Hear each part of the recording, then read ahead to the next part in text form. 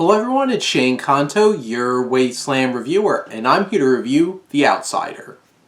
And this new documentary is focusing on the creation of the 9/11 Memorial Museum and the involvement of creative director Michael Shulin, who gets brought in out of obscurity to help out with this based off of something that he had done before, and all the challenges. Well, this film is framed from like the synopsis and stuff like that. This is about him and his challenges, but we'll get to that.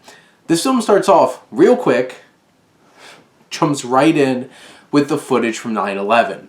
So like right off the bat, if you're not ready, it's gonna trigger you because it's hard footage to watch. And I remember being in 4th grade and the janitor coming in and taking my teacher out and had a handheld radio. And they came back in and I was one of 2 kids left at school that day. Because my mom's like, you'll be safer at school than at home, kind of thing. And getting home and seeing that footage as a 10-year-old. And now it's 20 years later. And this documentary like hits home, obviously. And you have Michael Shulin, who created this amazing photo gallery of all these donated photos from that day, really recreating the perspective of the American people, the people of New York during this attack. And he was brought in and thrown right into this committee putting together this museum or memorial. That's a big question. What's the difference? We'll get there. And it really deals with all these different dynamics, him dealing with the woman who runs the show and having completely different perspectives. And like I said before, this film's billed as like his challenges, but to be perfectly honest, there's a lot of this film that he doesn't even have anything to do with. He occasionally just pops in and is like, well, I disagree with that. And this film's really about the process of getting this museum up and running. So like, I feel like it's a bit odd to be like The Outsider, this is about this man, but it's not, it didn't feel like that. So if that's what the film was going for, it definitely didn't accomplish it. And to be perfectly honest, there's some like interview questions with some of the people they're interviewing that are just dumb questions and just poorly written questions and lead to some awkward interactions during the film. And I'm just like, was this even necessary to include these parts? For like an hour and 18-minute film, it's like obviously you don't want to cut a whole lot out. You're already barely a feature film, but like, was this necessary? And then really this film divulges into proposing all these different kinds of questions of like, should this be a museum or should this be a memorial? Because that's a big difference. One's for the survivors to remember. Other one is to like tell the history.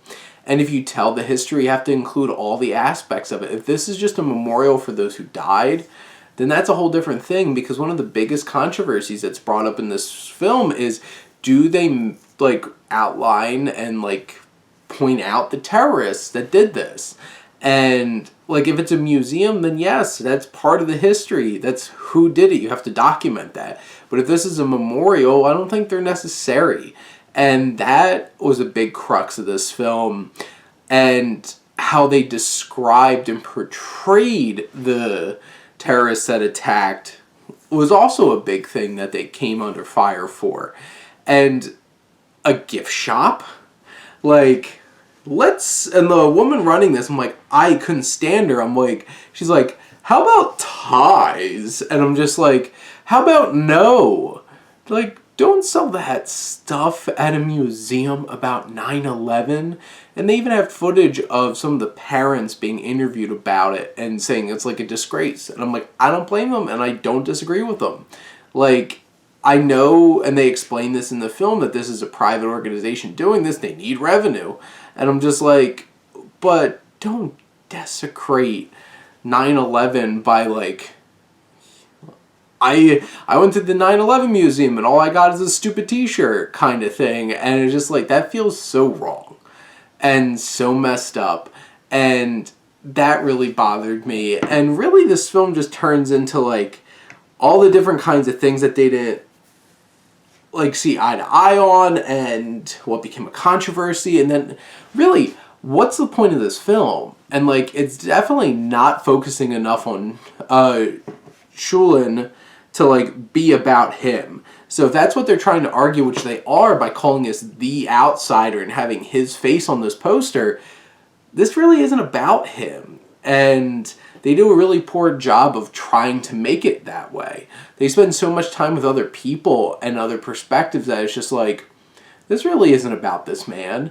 And it's a bit of false advertising, because really it's just about the logistics and all the craziness that went into putting this together, occasionally with Shulin being like, well, here's my 2 cents kind of thing. And it's a very middling and just kind of forgettable documentary.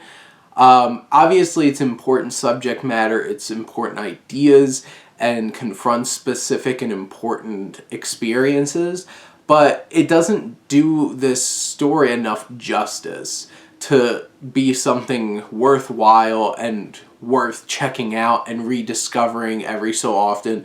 This is an hour and 18 minutes I digested. I'm done with it. Goodbye. And really, that's what this film is. And it doesn't really feel like it has a cohesive heart or soul in it to figure out exactly what this film wants to do.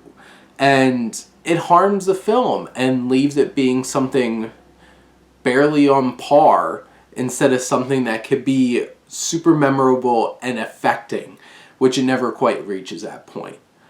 But those are my thoughts on The Outsider. Let me know what you think, and let's talk some movies. But thank you as always for tuning in and supporting your Wasteland reviewer.